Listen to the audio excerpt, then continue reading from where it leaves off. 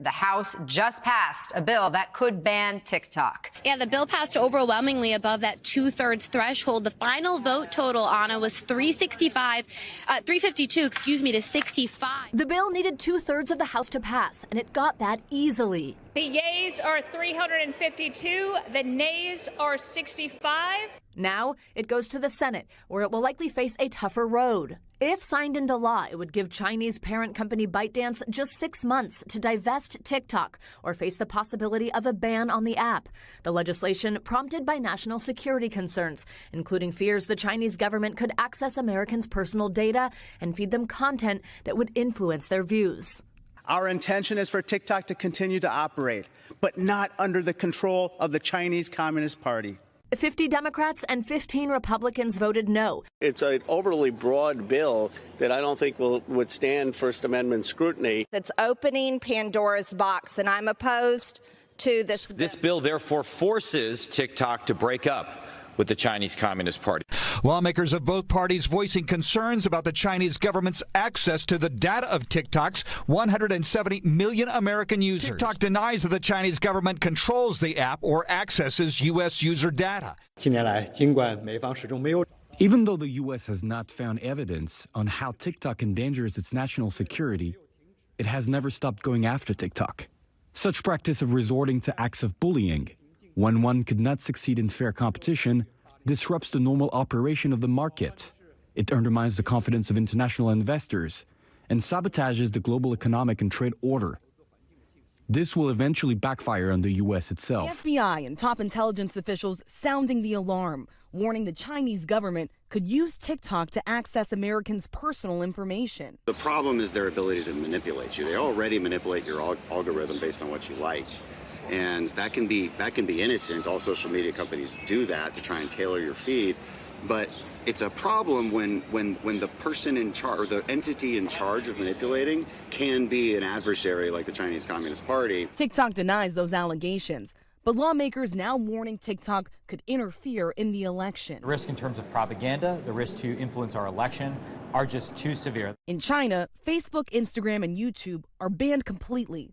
And the version of TikTok available over there is much different from what we get here. Listen to how a former Google executive described what kids see on the Chinese version of TikTok in an interview with 60 Minutes. They show you science experiments you can do at home, museum exhibits, patriotism videos, and educational videos. And they make their domestic version a spinach version of TikTok, while they ship the opium version to the rest of the world. But if you want to destroy a nation, destroy a generation, you make them in their mind be rewarded with the dopamine for thinking stupid things are good, thinking that this is what you're supposed to grow up doing. A large proportion of people grow up thinking that this is what life is about.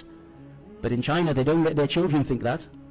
Next time you open up TikTok or Instagram or whatever, and you see this, understand that you are being played. Major US social media apps are banned in China, and there is a version of TikTok in China that looks very different. We've got an example of that. Have a listen. And Douyin users under 14 can only use the app for 40 minutes a day and see kid-safe content.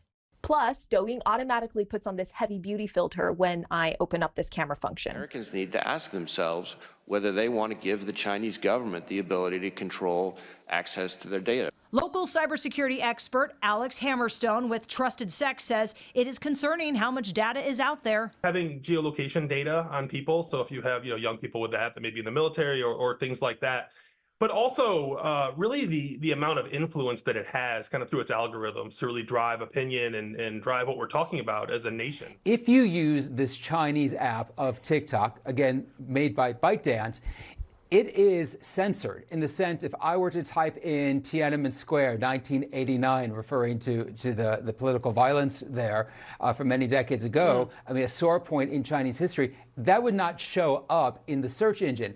But if I went on TikTok, the United States version, the North American version, there is no there's no censorship as to what can be seen. So I mean, I think in Byte Dance's mind, I mean, they have this business strategy of making specific products for specific audiences. So that's something that I guess needs to be reconciled. But for others, it wasn't about just data, but the algorithm that has been used by TikTok in other countries to support the Communist Party of China. They have told the people in Taiwan that the Uyghurs like that genocide. And they told them that the people of Hong Kong like the destruction of their democracy. They don't frame it that way, but that's their message. For many, TikTok is more than entertainment. It's about making a living providing content on the site. You will be destroying small businesses like us. And then we're looking at a ban, and this is a really politically fraught issue. You have TikTok users who are pushing back fiercely against the idea of a ban. I've watched a number of TikTok videos in the last few weeks, or the last week, I should say, of users filming themselves, calling their representatives, saying, we're not going to vote for you in the next election if you vote to pass this bill. TikTok pushing back hard.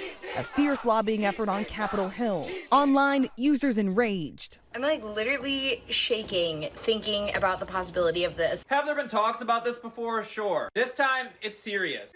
We spoke with Brandon Hurst. He uses TikTok to promote his plant business. My whole business would be devastated. Yeah, I would lose the opportunity to connect with millions of people on a regular basis, and the community that I've worked really hard to build would be gone. How much of your sales are driven from TikTok? 100%. Alexandra Izzo is a Studio City comedian and actor, and her funny videos on TikTok have received a huge following. She says any ban would have a devastating impact on her income and as a new mom. It's just scary to think that the United States can do something like that and take away our freedom of speech and just people's jobs and incomes. But she may soon be forced to find a new way to do business after the House voted to ban the platform in the U.S. unless there's an ownership change. Meta has this, similar things going on, but they really don't pay nearly as much. And I know that it's more contained. I feel like TikTok offers so many opportunities for people to make TikTok money. fighting back hard, even flying creators to Washington. Hello, this is my son. Jason Linton shares his life as a dad with his 13 million followers. What would it mean for you and your family if TikTok were to be banned in the U.S.? It would be devastating. Being able to just launch out a positive message would be completely stopped. Wish it was a bad dream, but it's not. JT Laybourne uses TikTok to promote his clothing company. Do you think this could impact how people vote? 100%. There will be people that will not be reelected because of the way they choose to vote on this ban. TikTok says it has 170 million users in the U.S. According to an NBC News poll, 22% of voters say they use the app once a day or more. The potential political fallout with those young voters not lost on some senators. Cutting out a large group of young voters is not the best known strategy for re-election. Republican Mike Gallagher, one of the bill's sponsors, says that's not a good enough reason to ignore a looming national security threat. I don't think courting the clicks of 17-year-olds should take precedence over allowing our foremost foreign adversary to dominate what is increasingly becoming the primary news source for Americans under the age of 30. Big concern, China's potential influence in the 2024 election. The U.S. intelligence community says it's happened before. Specifically Chinese proxies that interfered in the 2022 election. This is not theoretical. This is here. This is now. This is today. The debate over a social media site millions count on for connection and commerce. That lawmakers fear is a propagandist Trojan horse from an autocratic rival. President Biden recently launched his own campaign TikTok to meet young voters where they are. But he says if this bill lands on his desk, he will sign it.